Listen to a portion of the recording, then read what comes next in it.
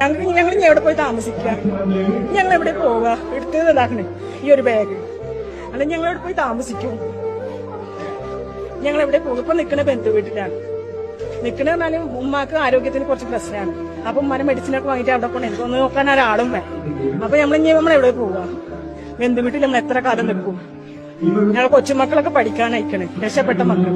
ഞങ്ങൾ എന്താ ചെയ്യും? അതുകൊണ്ട് ഞങ്ങൾ നിങ്ങളാരും കുറ്റപ്പെടുത്തില്ല. നമുക്ക് എന്ത് ചെയ്യണം? ആദ്യം ഇങ്ങനെ എന്തെങ്കിലും ഉണ്ടെങ്കിൽ തന്നെ ആദ്യം അവരെ മാറ്റിയിട്ട് ഒരു സുരക്ഷിത സ്ഥലത്തേക്ക് മാറ്റണം. മാറിക്കോളി എന്ന് പറഞ്ഞാൽ നിങ്ങൾ തന്നെ ചിന്തിക്കണം. നമ്മൾ എവിടേക്ക് മാറിപ്പോകും? എങ്ങോട്ടാ നമ്മൾ മാറിപ്പോവുക? അതാണ് നമ്മുടെ അവസ്ഥ. ഒരുപാട് പറഞ്ഞാല് 6-7 പേര് പോയി നമുക്ക് കറക്റ്റ് പറയാൻ അറിയുന്നുള്ളൂ. ബാക്കി ആരാണ് എന്താണ് നമുക്കറിയില്ല. ലൈൻസിൽ താമസിക്കുന്നവരുണ്ട്. അവിടെ ഒന്നും ഇപ്പൊ ഇവിടെ നോക്കിയിട്ടും കാണുന്നില്ല. ഫോണ് വിളിച്ചിട്ട് കിട്ടുന്നു. കാലങ്ങളാണ് ഞങ്ങൾ ജനിച്ച് വളർന്ന നാട്. ഓരോ മണ്ണിനും കല്ലിനും ഇലകൾക്കും ഞങ്ങളെ സ്പർശനം ഉണ്ടാവും. ഞങ്ങൾക്ക് അറിയാം, അത്രയും അറിയാം. ഞങ്ങൾ പഠിച്ച സ്കൂള്